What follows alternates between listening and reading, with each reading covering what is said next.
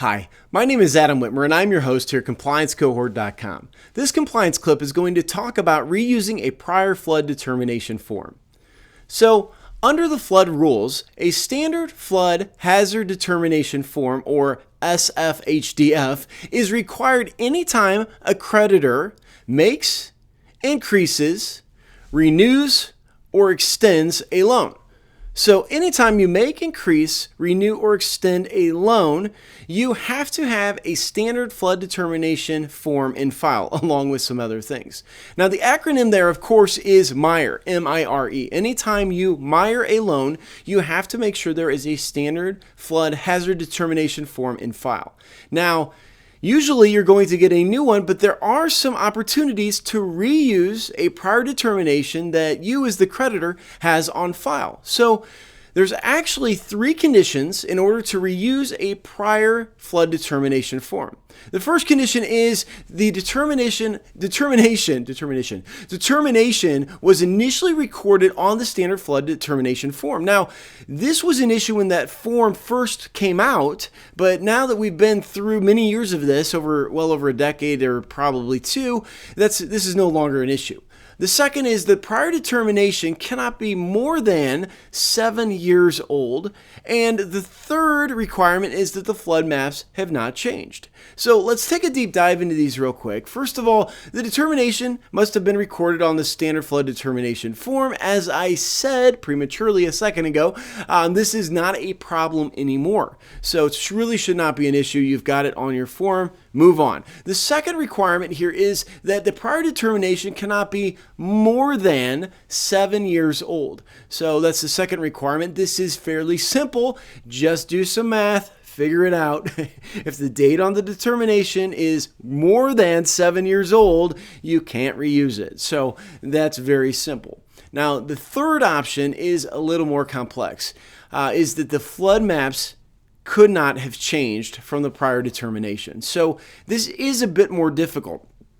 Now, the reason this is a bit more difficult is that flood maps changing is not covered in life of loan monitoring. Now, a lot of banks and credit unions will purchase a service from a flood determination company that is called life of loan monitoring. What the life of loan monitoring does is it will notify your financial institution anytime a property goes into or out of a high-risk flood zone. So if a property used to be in a low-risk zone and now it's suddenly in a flood zone because of a dam change or a levee change somewhere up the river, then they will notify you. Same for a property going out. What they will not notify you for is if the maps have changed. Now, why not? Well, they will not have notified you because this is not a regulatory requirement.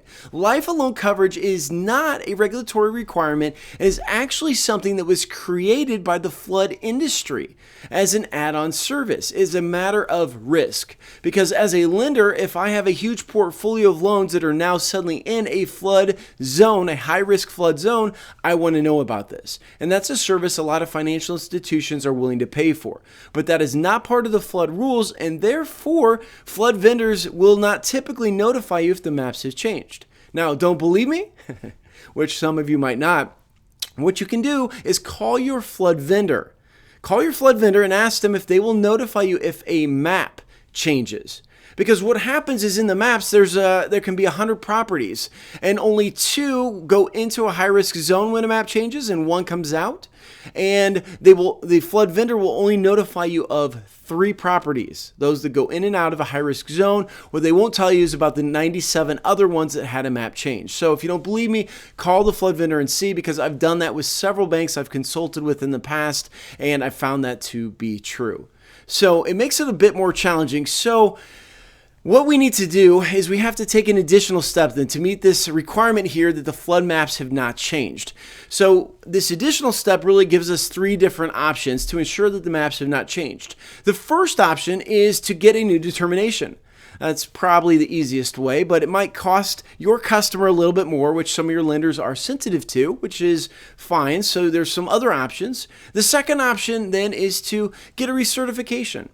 A recertification is a fantastic way to make sure you have a current a current flood determination form on file. A recertification is something your flood vendor will offer, and some flood vendors actually do this for free. For free, right? They will offer you a recertification where they literally stamp a new date right onto your flood determination form. So this means that the new determination would be good for another 7 years. That is a fantastic way to make sure you have a current flood determination form. Contact your vendor, see if they'll do it. If those two options aren't going to work for you, you have a third option, which is to manually check maps. Now, I don't like this option, frankly, because the first option is easy. Just get a new form, be done with it, pass the cost on to the customer. They can afford the $15, $7, whatever it is. The recertification's a good option for a lot of you. But this third option may be something some of you want to explore. And if you're going to manually check the maps, this means you're checking the flood maps and comparing those to your determination to make sure the maps have not changed. How do you do this? Well, you go to FEMA's website at https://msc.fema.gov/portal/search. So if you want to write that down, just pause this video real quick, and then you can come back and resume. So let's resume.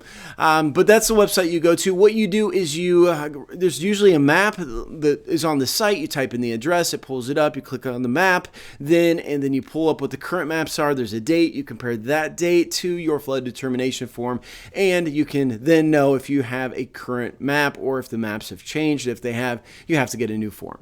So that's all I have for today.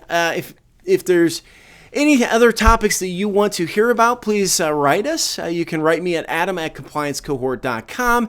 And there's a lot more videos like this and articles that are free on our site. So I hope you enjoyed this video, and I hope you have a great day. Thanks for watching.